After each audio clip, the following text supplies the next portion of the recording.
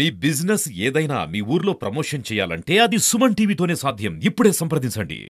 ఇది శుభ సూచకం, మన బీజేపీ గెలుపుకు సంకేతం.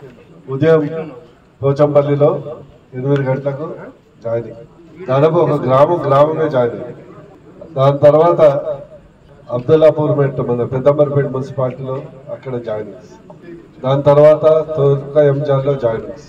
దాని తర్వాత వీరు గూడూరు మండలం సీనియర్ గత సర్పంచ్ మరియు ఇప్పుడు ఎంపీటీసీ వారి ఊరి నుంచి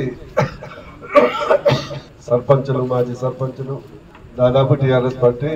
విశేషం ఏంటంటే టీఆర్ఎస్ పార్టీలే బీజేపీ కండువలు కట్టి కప్పేసి ఆఫీసుల్ని బోర్డు మార్చేసి టీఆర్ఎస్ బోర్డుని బీజేపీ బోర్డు చేసి, అదేవిధంగా అంటే టీఆర్ఎస్ ఆఫీసులు ఖాళీ అవుతుంది. భువనగిరికి వచ్చాక అక్కడ కూడా ఆలయం నుంచి యాదగిరిగుట్ట నుంచి జాయినింగ్స్. దాని తర్వాత చిన్న గ్రామం అమ్మాయిగూడ, దాంట్లో రామన్నపేట మండలం, అక్కడ దాదాపు 100 మంది యువకులు జాయిన్ అయ్యారు. 70 మంది జాయిన్ అయ్యారు, 30 మంది వివిధ కాల పెళ్లిల వల్ల హైదరాబాద్లో ఉన్నారు, వాళ్ళు కూడా జాయిన్ అయ్యారు. దాని తర్వాత ఇక్కడికి రావటం జరిగింది. మీరు చూశారు సంకీదేవి గారి నాయకత్వంలో త్వరలోనే ఇక తిరుపతిలోని టీఆర్ఎస్ పార్టీ, మాజీ పాత టీడీపీ పార్టీ, కాంగ్రెస్ లో గతంలో ఉన్నటువంటి ఎమ్మెల్యే మీద కోపంతో కాంగ్రెస్ లో జాయిన్ అయినటువంటి వాళ్ళు కూడా చాలా మంది అక్కడ సర్దుకోలేక అటు ఇటు చూస్తున్నారు. సంకీదేవి గారు, రవీంద్రరావు గారు ఒక డక్కా పెడితే వాళ్ళు కూడా ఖచ్చితంగా వచ్చే అవకాశం ఉందని తెలియజేస్తున్నారు. ఇదన్నీ ఎందుకు చెప్తున్నా అంటే మోడీ గారు గెలవటం ఖాయం, అందులో డౌట్ లేదు. ఈరోజు తాళసింగారం, బిక్కుమండ, నూతనకల్లు నుంచి వచ్చారు.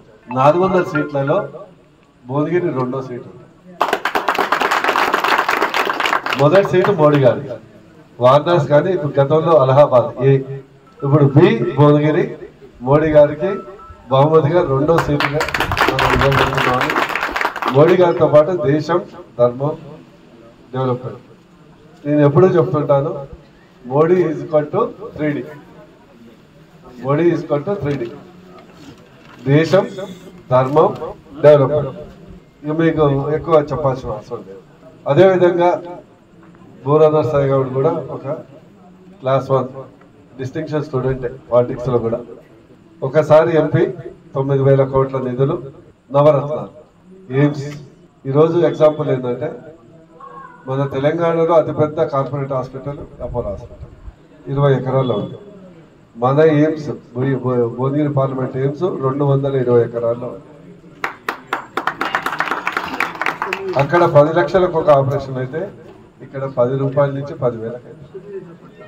అది మోడీ గారి యొక్క చొరవతో తీసుకురావడం జరిగింది. అందరికీ తెలుసు కదా.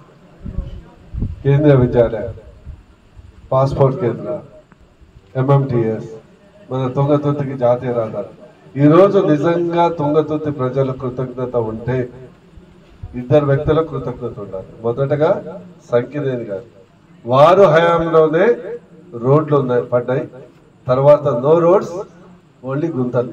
నేను మన షాలిగారు ఒక రోడ్డు సైడ్ రోడ్ పోయినా, ఒక ఫర్లాంగ్ దూరం రోడ్డుకు అర్ధగంట పట్టింది.